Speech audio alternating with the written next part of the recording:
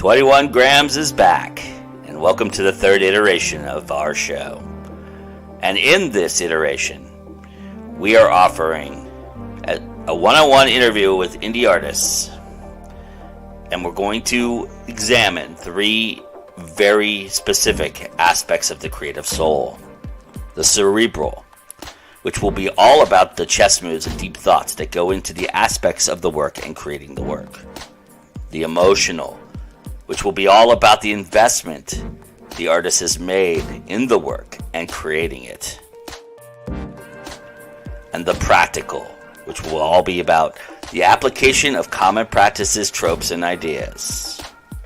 In this episode, we welcome our friend AF Stewart, who writes under AF Stewart. She is a prolific author of many genres, and a booktuber who has her own podcast, Between the Pages, and she hosts Words That Kill for us here at Go Indie Now. That being said, I'm your host, Joe Compton, and let's get deep into it. Here now is a new episode of 21 Grams.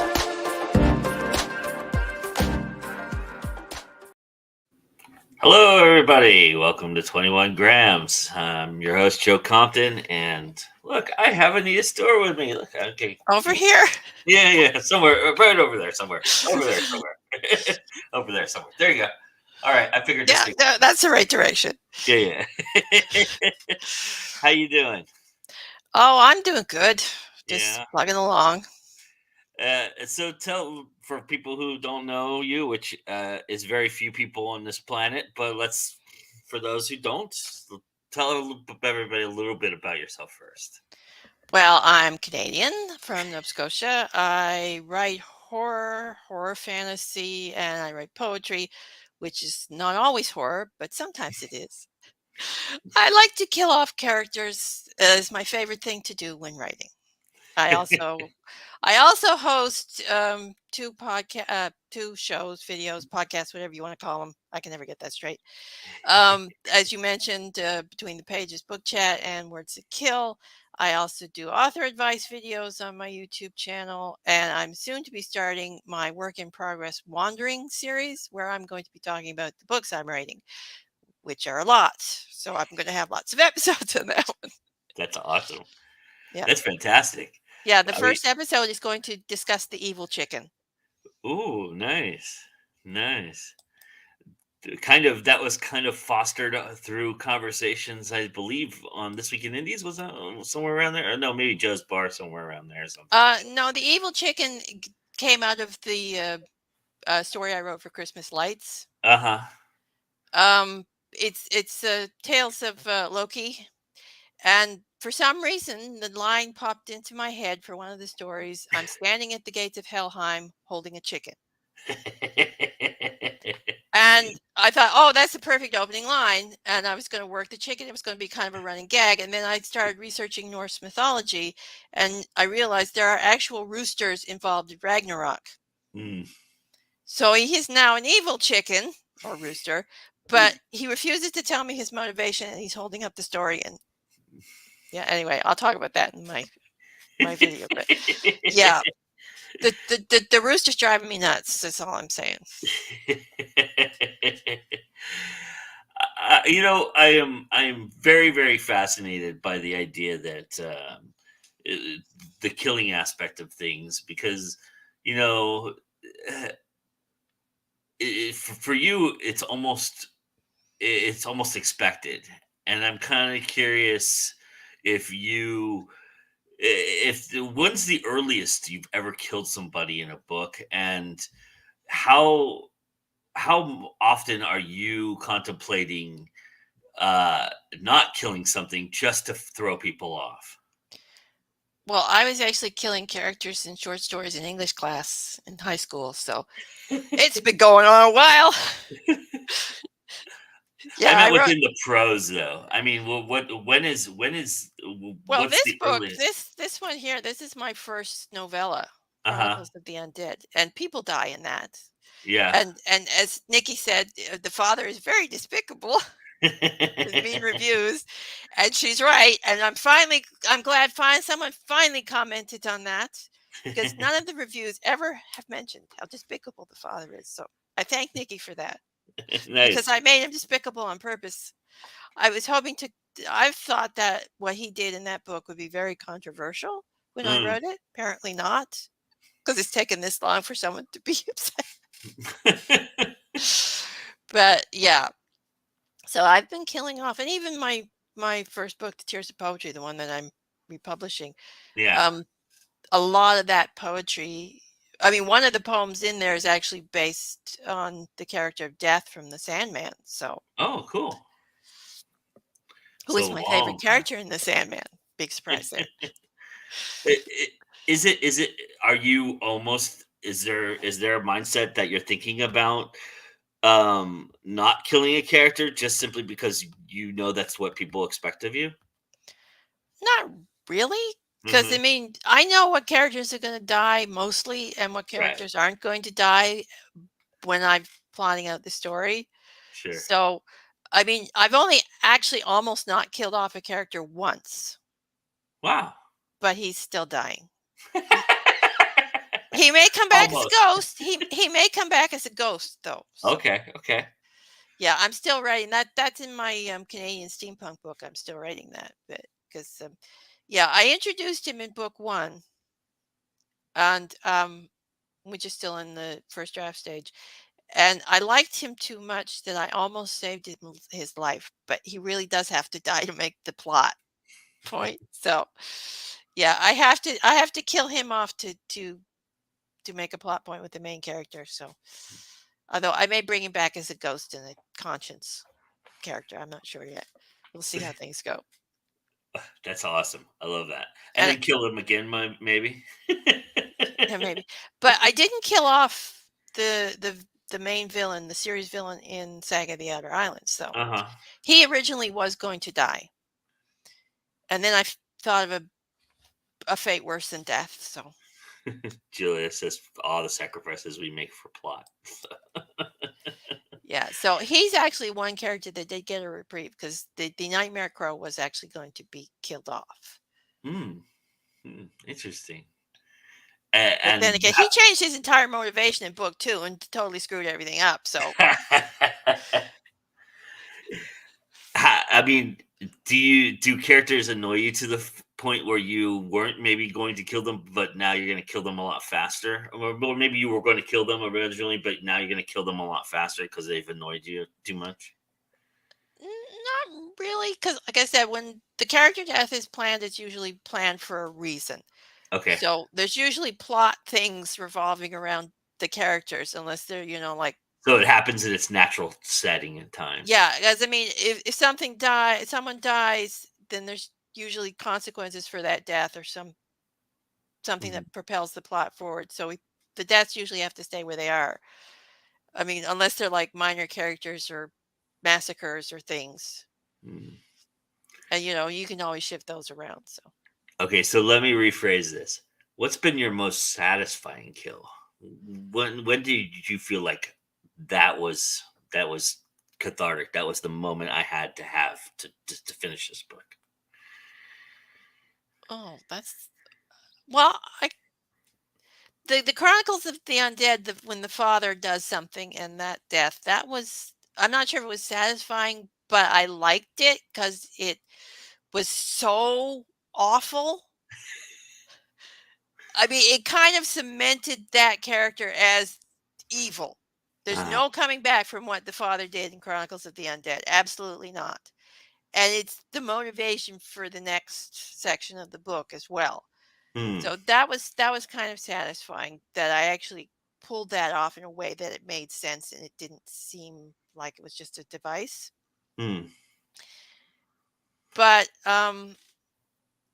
I think the one that has the most poignancy is in Ruin City when the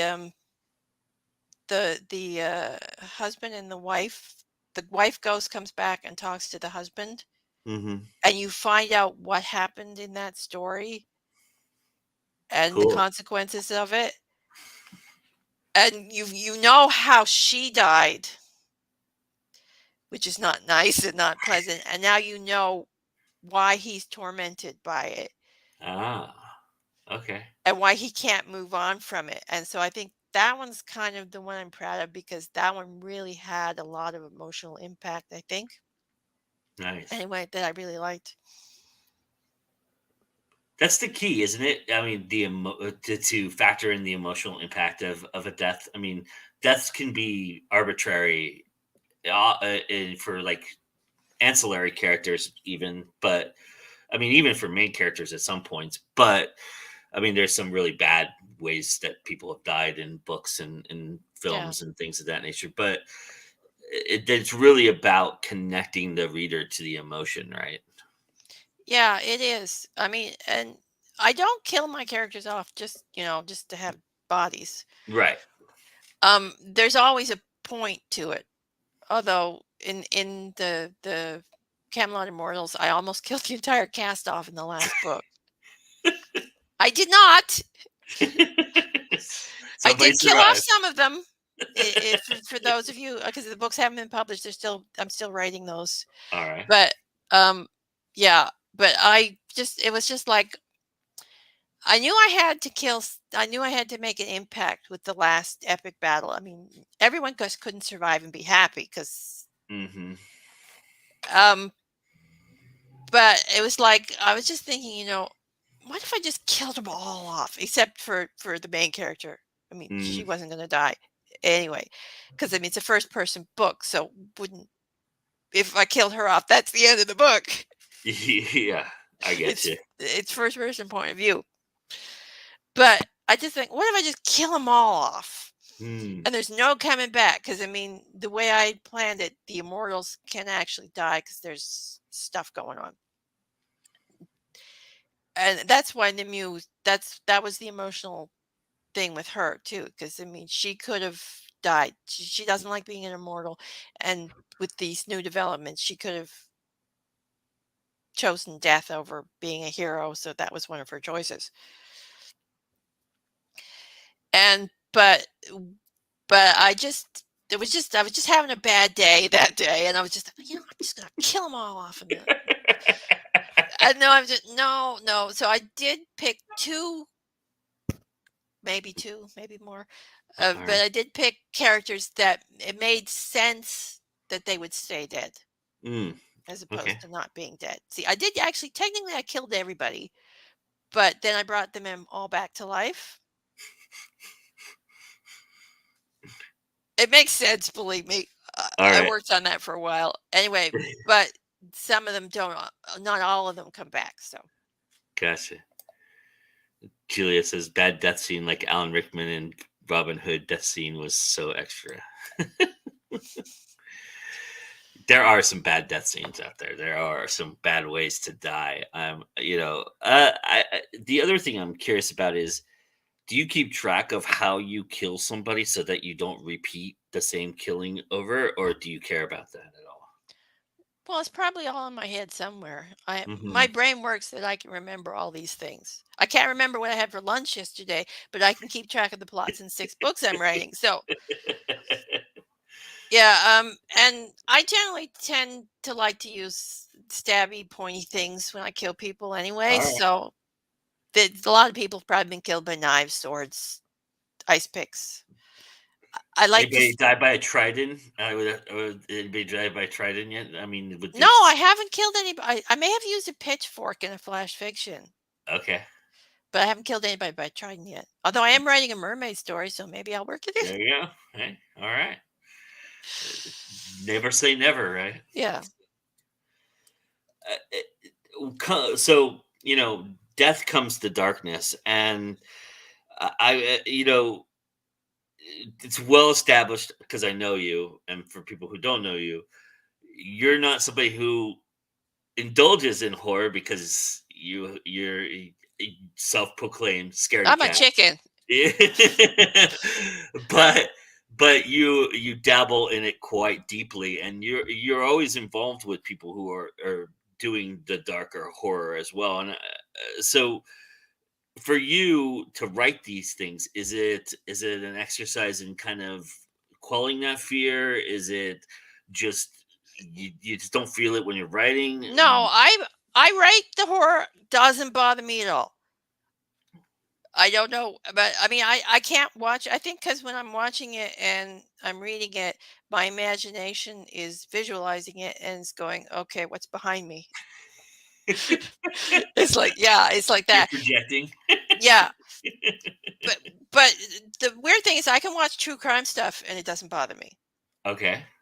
It's A lot of just, that though is implied though. They don't always usually show. I mean, some of it's gruesome, but oh, some of the true crime stuff gets real nitty gritty detail stuff. yeah. But yeah, and they've got they do tend to blur out the crime scene photos and stuff for TV, but yeah, I mean, but what real people do really in real life is like way worse than anything I could come up to. I mean, really, some of the stuff people have, the true crime stuff is just crazy. It is.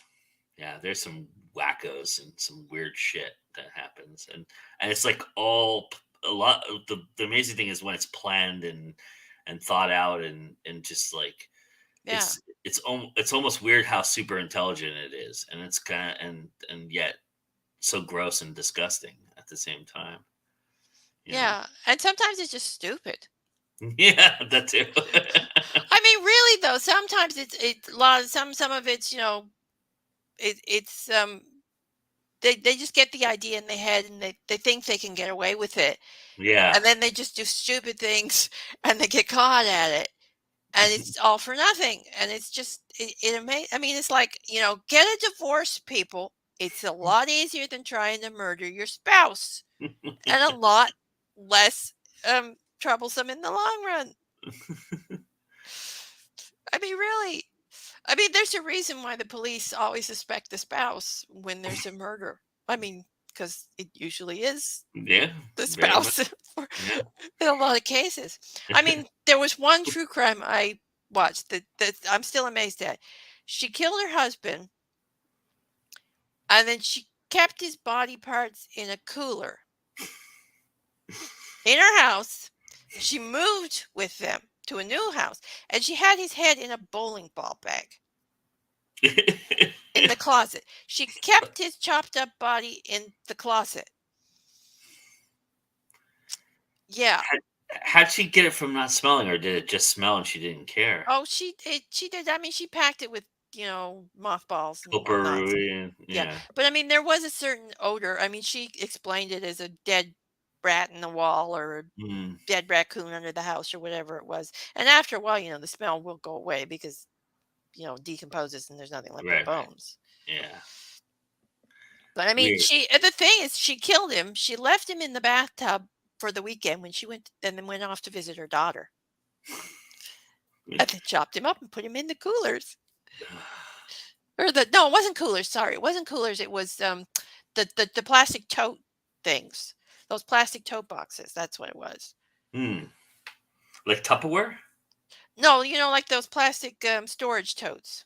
Oh, okay. Yeah, yeah, yeah. Like the ones that like snap together and shit like that. Yeah, and you store your blankets and whatnots in Yeah, there. yeah, yeah. I have a few of those actually, but nothing, no dead bodies in there. I promise. Yeah, I have some of them. They have all my blankets and extra Mm, clothes and whatnots in them, but no dead bodies. I have some collectibles, but I don't even know. Probably old clothes is what I have in there because I don't know. I don't keep stuff. I'm not a keeper. I don't like. I don't yeah, well, mementos and things like that don't mean anything to me. yeah, well, most of the stuff in them is just stuff that is was when I moved from the house to the apartment. So it's I've just never gone through it. So Mm, basically, it's just stuff it in the thing, move it, and throw it in the closet, and forget about it. mhm. Yeah, they definitely would smell. I think Yeah, Julia's right. The Rubbermaid ones, they would smell like, yeah. But after a while, like you said, it just becomes bone. It doesn't have that anymore. You know, totes are where things go to die, so I guess it makes sense. So okay, so how careful are you in the killing process? How much research? Because I know you're a big research person. You're a big yeah. history person. How much research goes into how the killing happens for Well, I do like to research. Make sure all the facts are right. Like I would like when I was writing one scene from my Venice fantasy novel. Um, I researched whether somebody would die from getting their tongue cut out Mm, because I was planning on cutting someone's tongue and have them live. mm, Unfortunately, when you cut someone's tongue out, they will bleed a lot. yeah. So that is not feasible if you're in 15th century Venice to cut someone's tongue out and expect them to live long. Sure. So I had to rework that. So the Mm. character that had his tongue cut out managed to keep his tongue. Yeah, and someone Lucky else got their bastard. someone else got their the minor character got their tongue cut out and died. So Plus, all those weapons had to have some sort of. I mean, I'm sure there was a cleaning process to them at some point, but a lot of them probably had some rust and some stuff that yeah, was I mean, yeah, probably that's another thing. You'd have the infection worry as well. right. Yeah. I mean, you could get around that in a historical novel because not everybody died from an infection, right? I Right. mean, if the wound was cleaned or whatever, and even if you did get an infection, there was no guarantee you were going to die from it. I mean, probably would. I mean, you could get gangrene, sepsis, all sorts of nice little things. But I mean, and the medical care was not as bad as some people like to make out to. I mean, they did Sure. have things, and it would depend on the country as to how good your medical care was too, and also your station as well. So Yeah, I was gonna say status probably means a lot. When it comes to medical, it still does. I mean, if you're yeah. rich and you can pay for medical care, Although those leeches, no. Yeah. Yeah, yeah, the and the mercury and the leeches were probably never a good idea. Is there an era or a time period in which you're looking forward to writing in that you haven't written in yet? Because you've covered a gamut. Yeah. You've done Venice, 19th century Venice. You've done the Yeah, well, the the sea. Renaissance period I am currently writing my historical fantasy is the one I've wanted to write in forever. Hmm. I love Renaissance Venice. Always have loved Renaissance Venice. I've written a few poems about it, but I've never actually written a story or anything like that. Interesting. I maybe a couple of flash fictions, I think. Mhm. But so writing the historical fantasy is just recreating 15th century Venice is very time consuming. So it's taken Mm, me a long time to get things written. sure. Yeah, but I mean, once I get the everything set and done, because it's actually a lot more fascinating than I thought it was. Even, What I what's mean, the what? Oh, I'm sorry. Go ahead. I was gonna say I knew a lot about it, but I didn't know as much as I thought I did, which is Hmm. always interesting to find. Well, I was going to ask you what the biggest misconception you had, or what the biggest revelation you had The in the biggest research. misconception that Venice was a city state like the rest of Italy. Oh, okay. Because, you know, like places like Milan and Florence, they were usually ruled by a duke or Right. nobility or some sort like that. Actually, Venice was actually run more like the Roman Republic Mm. than the city states of Italy, which was an interesting revelation. Is that Because I because mean, of you the had church? no, you had the Doge, and you know, and you hear a lot about him when you talk about, but he didn't actually run the city. I mean, Hmm. he was more of a figurehead, especially in the later years, and the city was actually run by the council.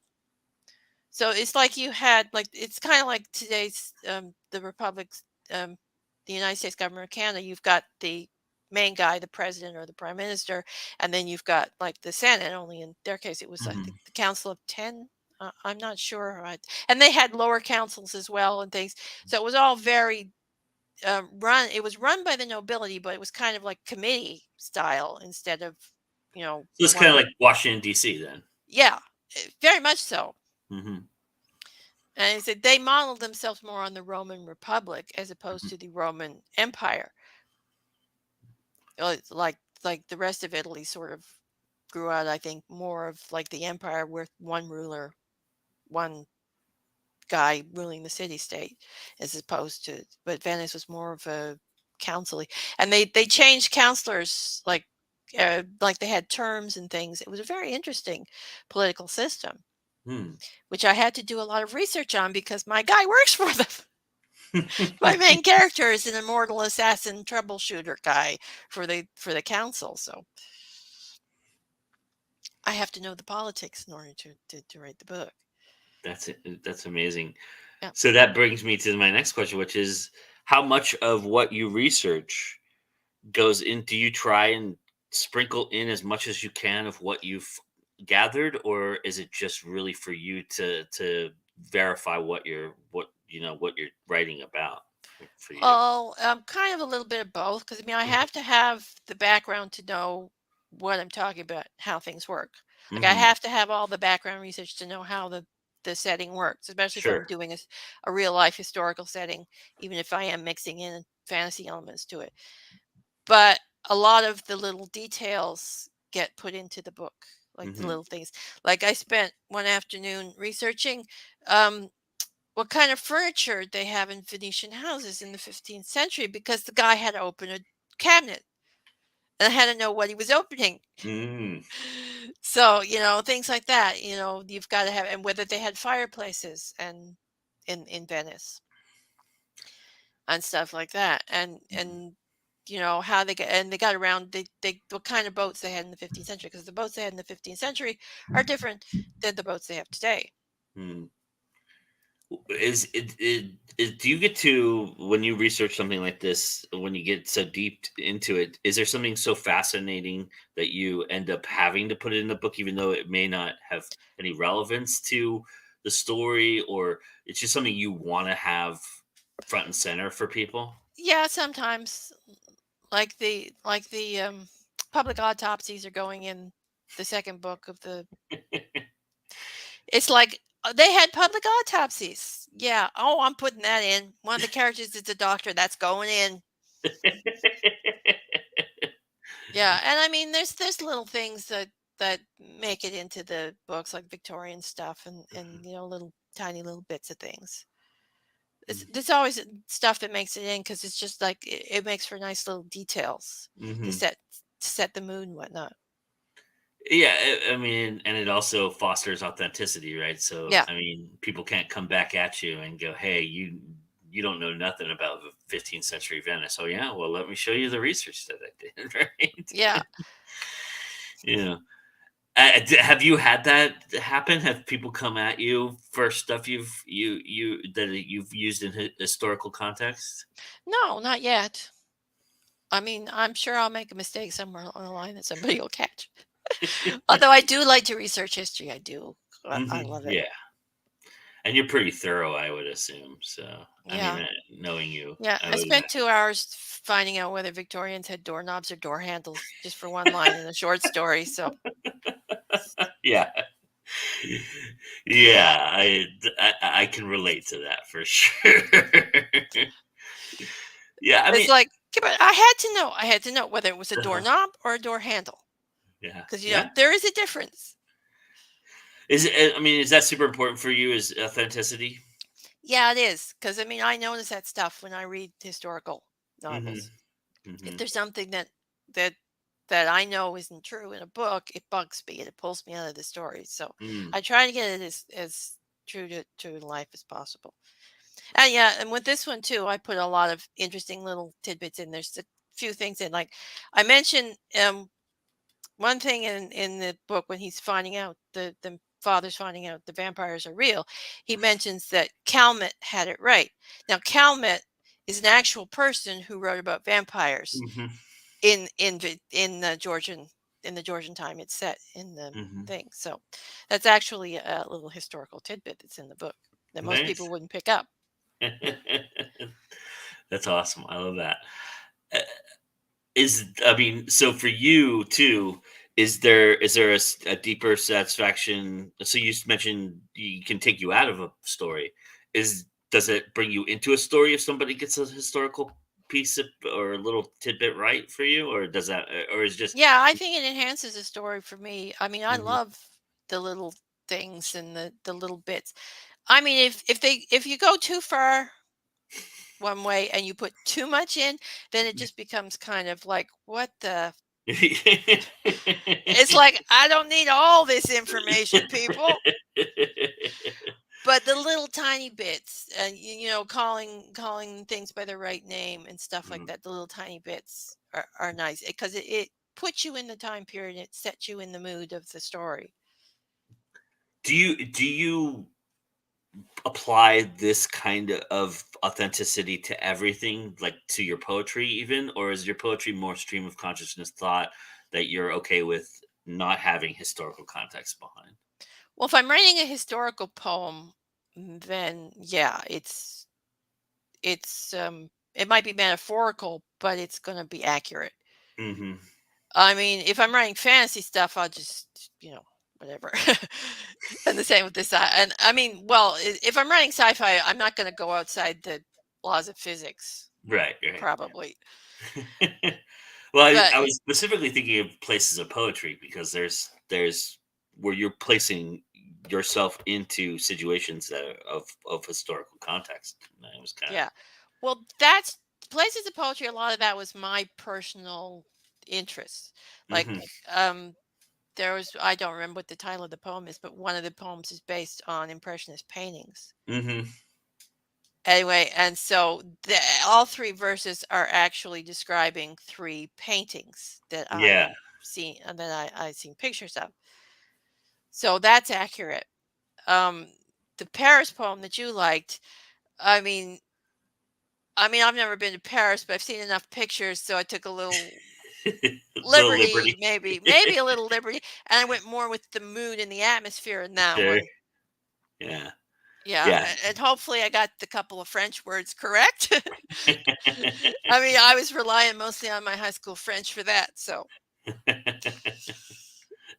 it's been a while. Not Canadian high school French. Uh-oh, that could be dangerous though. Yeah, it's been a while since I've had French class, so Uh, is yeah. is the poetry the most personal thing you write? Oh, definitely.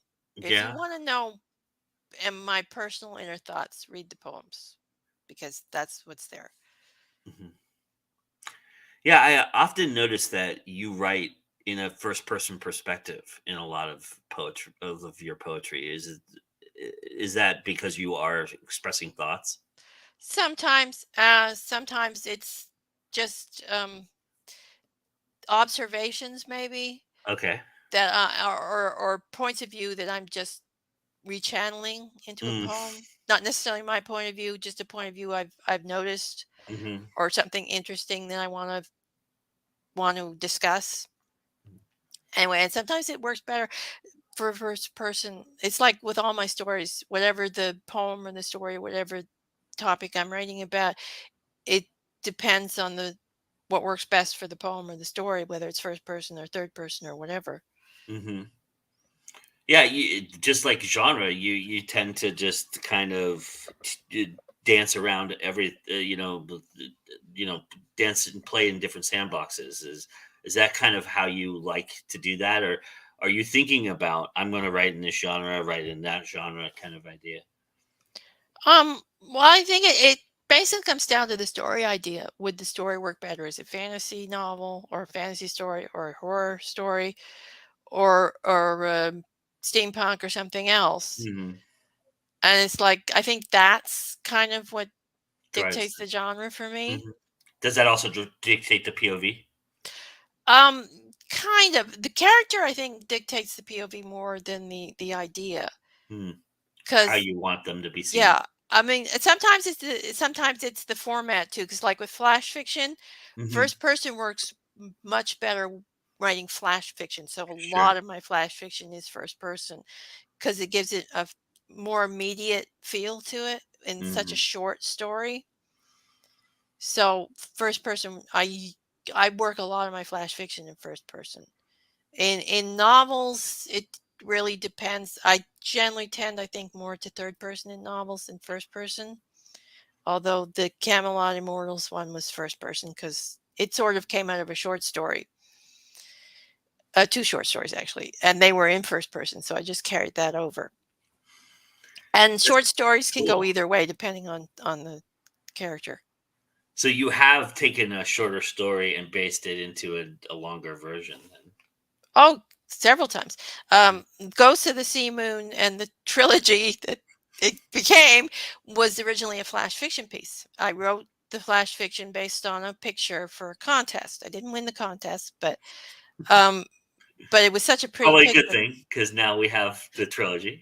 Yeah. Well, it was more of a, just one of those blog contests, Sure, run by another author. sure. I think it had like a little Amazon gift card as a prize or something. But I really liked the picture and it was fun and, it was part of a group stuff and I was doing a lot of that back then. But the picture was basically it was blue, it had a moon and had a ship and the ship was kind of sailing off the end of the world, sort of Mm. vibe to it. You can actually see the original picture on one of my Pinterest boards.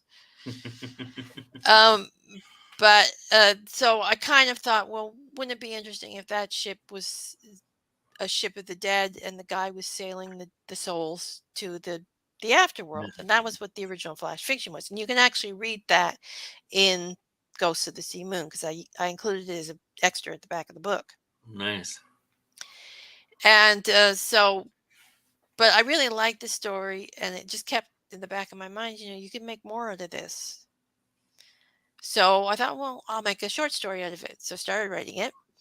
And then the short story became a novel. And then the novel became 2 books. And then the 2 books became a trilogy. And now I'm writing a second trilogy in that world. So yeah. There you go. Mm. What do you love? What type of writing do you love the most? Does it vary for you, or are you very much about flash fiction, poetry, novels? What are your favorite things to write? Well, poetry is probably my favorite thing to write Mm-hmm. because that's probably the easiest thing for me to write. Mm, nice. Um, But short stories are probably my second favorite, and with that, the flash fiction and the drabbles as well. I sort of lump that all in. It's the same thing. Mm, Because short stories were kind of my first love as far as mm, writing goes. For poetry and short stories were the first things I did and the first things I read as well. mm, The short stories were the first thing that kind of really caught my attention. Um, Actually, Ray Bradbury's short story, All Summer in a Day, was the first thing that really came at me and said, wow, this is what writing can be. mm. 'Cause that story had such an impact on me as a kid. I really, I saw a lot of Ray Bradbury stuff. He's a bit of an inspiration for me. That's awesome. I I'm curious as a planner, as a plotter, is that when you discover how many books you're going to write in it, or are you just plotting out the one book and then realizing that there's more to it? Because with a series, you have to kind of figure out where things are going to end and begin. So I'm kind of curious how you approach that aspect of it. Well, with the Saga of the Outer Islands, it was only gonna be a short story. Yeah. But that sort of just evolved as it went, and I decided after that, "No, I'm never doing that again," because evolving as you go with that thing was, yeah, it's like I had to keep going back and doing this and making things fit into the second book that were because the Yeah, first sure. one was published first and then I was going to write the second one. But then as things went along, I was like, oh, the stupid crow changed his motivation. What the heck am I going to do? So with the Camelot books, the first one's published, the other 3 are still in the works, but I plotted them out from beginning to end. So I knew what was going to happen by the time I was finished the last number 4. There is going to be a number 5, but it's kind of starting off with another character number 5. So it doesn't it feeds from the first 4 books, but it's going to be its own thing. But so I know, so you've got connections from book 1 to book 4 in that Hmm. series. And as soon as I get it finished and published, you'll find out what happened. Because there's a thread running through the whole thing, and there's an inside joke that becomes a plot point, which I didn't expect to happen. But then when it did, it's go, "Oh, that makes total sense." Mm, And then one of the freaking characters, again, they changed their motivation, and I had to go back and rewrite some of the first book, which is why I'm very, very glad that I decided not to publish anything until it was all plotted out first draft hmm. because yeah, that changed everything. total arc of the book changed because that particular character decided Wow, to that's a change lot. things. Yeah. Wow. Uh, Made it that's better though. So there you go. Yeah, hey, that works. The couple of things I want to talk about too, other than the motivations and what have you of your books and stuff, because I think you're an important part of this community, and you wrote a book about planning, mhm. and so I'm kind of curious w- for anybody who's maybe thinking about planning and putting something together through that method. Where do you feel like they go wrong the most wrong? Where do you think people tend to, get stumble when they try to get into this method? I think I've heard, especially from pantsers, I've heard that I can't plan because it's so rigid, it's so locked in, which isn't true at all. Yeah, Okay. you're proving that right now. Yeah, it's not true. Okay, I make my little outlines. I, Uh, I, I mean, the world building even evolves from the original thing. I mean, mhm, so I make my little outlines, and I'm going, and then wait a minute, this doesn't work as you're writing. So this has to change. So you change your outlines. Your outlines are being rewritten as you're writing the book. mhm. So I look at it like pantsers look at their map and then throw it in the glove compartment and take off down the road. Yeah, yeah. And when they take the wrong turn and get lost, they look at their map again. Yeah. Plotters look at their map, they plan their route, and then every so often, when they find something interesting, they go off on detours. And then they go back to their map. That's how I look at it. Because we just have a more detailed map. That's all the difference is. But we Mm, still go off on detours. We still have major plot changes in the middle of the book, but totally screw up first 3 chapters and have to go back and rewrite it and things like that. It's like, things change because I mean, like, the Vanish book I'm writing, I had one character who wasn't gonna die, and I changed that in the end of the near the end of the book where he did die because it made more sense, mhm, but the character who killed him is now going to be the main antagonist of book 4, and that changed the original plot idea I had for book 4. mm.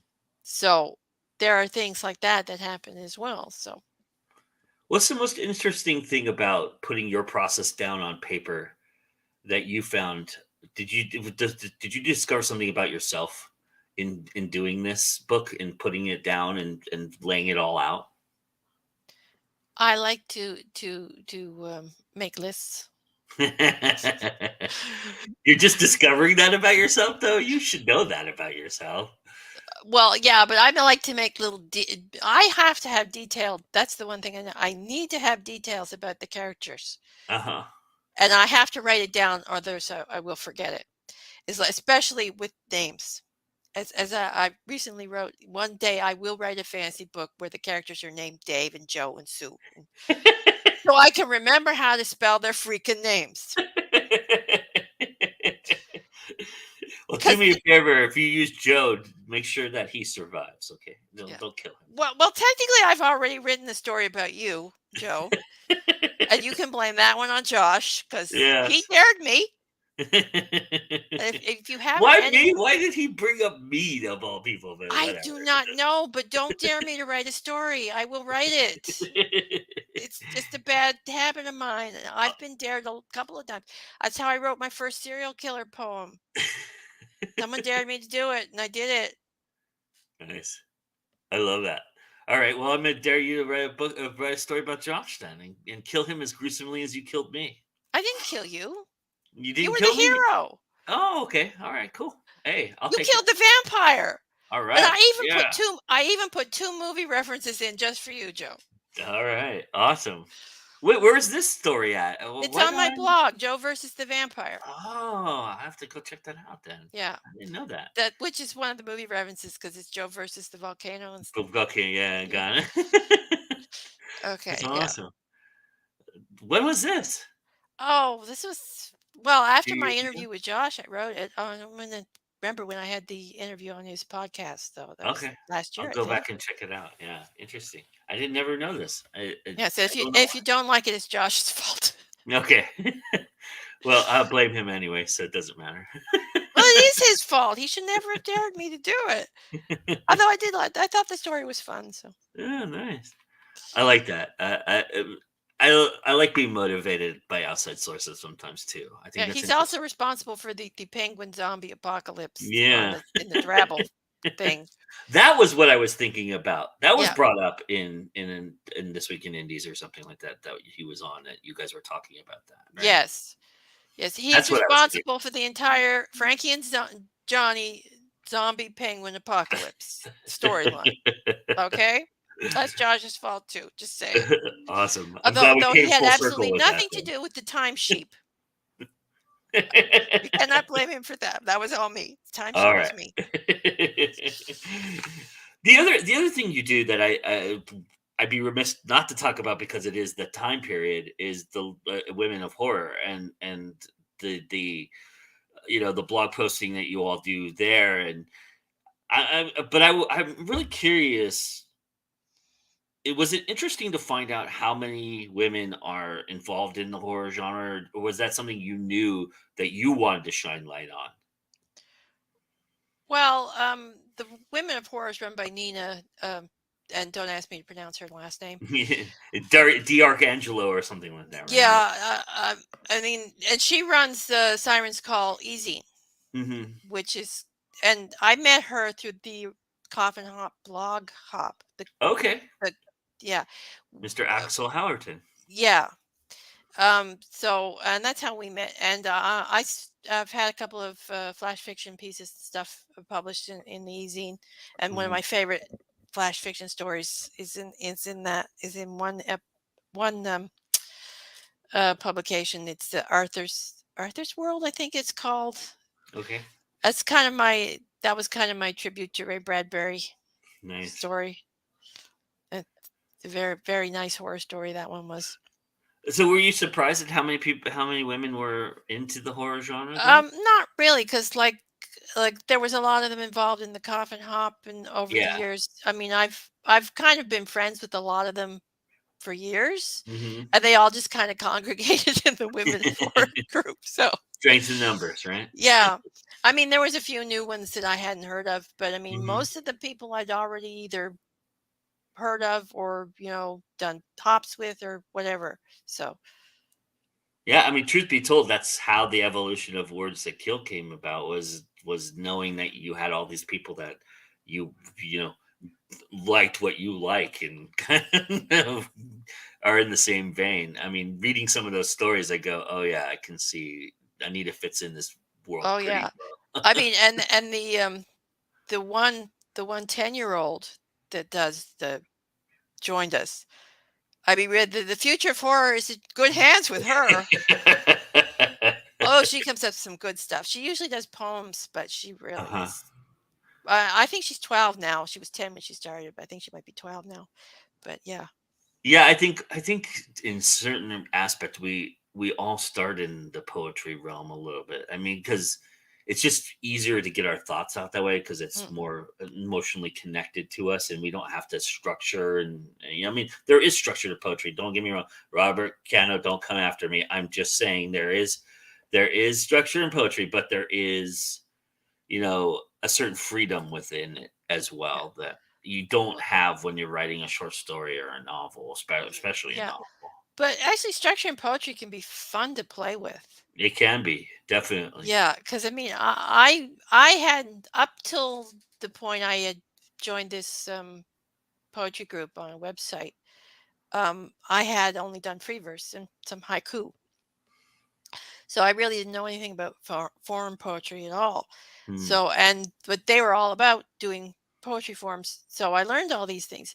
And there's really some fun ones you can do. Although I will never, ever, ever do a royal chant poem again, ever.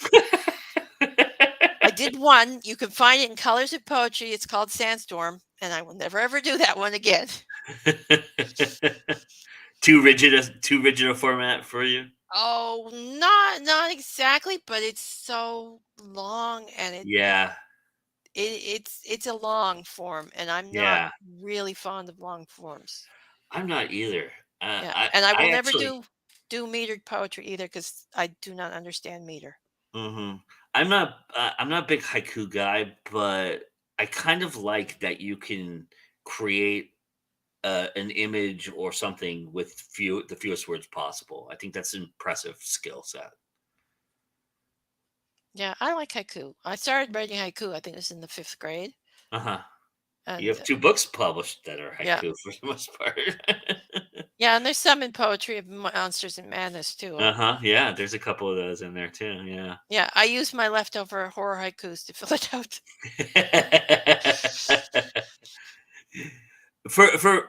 Like, so I'm always fascinated by the idea of putting a collection out there too.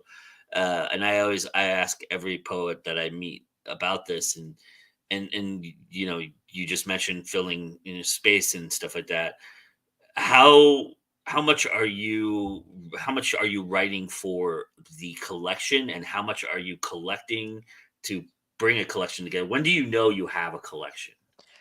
Well, I write for April's National Poetry Month every year, so I've got So you're 30 writing a poems. book. You're writing a collection, basically. I I've got 30 poems every year Yeah. waiting to be put in a collection.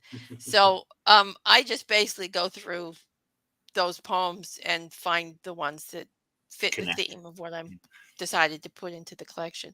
Like this, although sometimes I will write. Like for this one, the Poetry of Monsters and Madness, I did write original poems just for Mhm. that one. Okay. But I mean, a lot of them are just like the poems I've written for National Poetry Month that I've just well, this one will work here and this one will work there, and then I just fill it out with new poems where it needs. Uh, Are you thinking about collections when you're writing these poems, though, or are no, you just I'm writing for them and National then they Poetry fit into Month. I just make a list of 30 prompts, and then I write poems from whatever comes into my head that day from the prompt. And sometimes I will ask people to give me prompts, and that comes up with some interesting prompts and some interesting poems too. Is it people that know you? So they're Yeah, it's like probably giving I you a just lot of darkness, I would imagine. I think it was the year before last. I just put it up on my Facebook profile. Uh-huh. Shoot me some prompts, people. They obliged. I couldn't think of one. I remember that, but I couldn't think of one. I thought all the ones that were suggested already were pretty good. Yeah. So But the only poetry book I ever did specifically, like write for the collection specifically, is the one Mhm. I just released, Roses and Ashes. Mhm. Because that one is about women and Mhm. sexism and feminism and all that sort of issues. And it's all issue poetry and it's all about women and things that reflections on what it is to be a woman, what people have to go through and stuff like that. So that's about the only real one that I've taken a specific thing and wrote for it. Mhm. I mean, there were a few poems that I had written previously that I fit in that Mhm. fit in, but most of them that are in that collection were written specifically for that collection.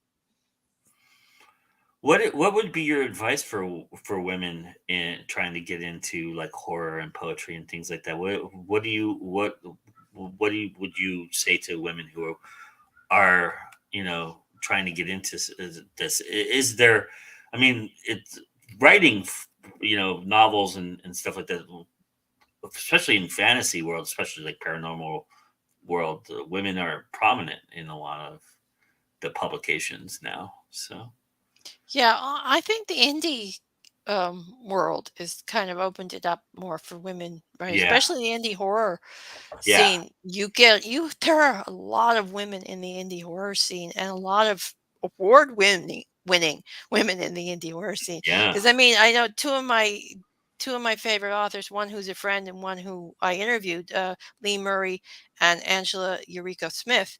Um, they're raking in the Bram Stoker Yeah, awards lately. yeah. I was And gonna one say of the big prize for Stoker Award has gone to a woman in yeah, probably the last 10 years, every and year.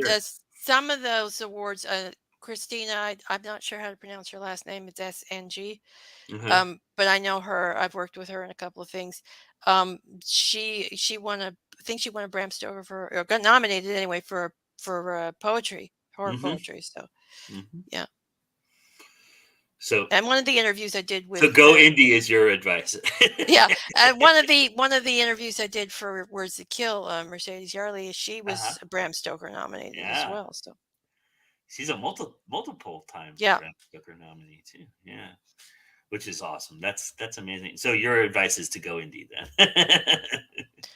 Well, it's easier. I mean, you've got a lot of female women authors, and you've got a lot of male authors too that support Mhm. women. And then, you know, you for a long time we had the Women in Horror Month. Mhm. They've stopped that because they've decided it's not really necessary anymore. Yeah.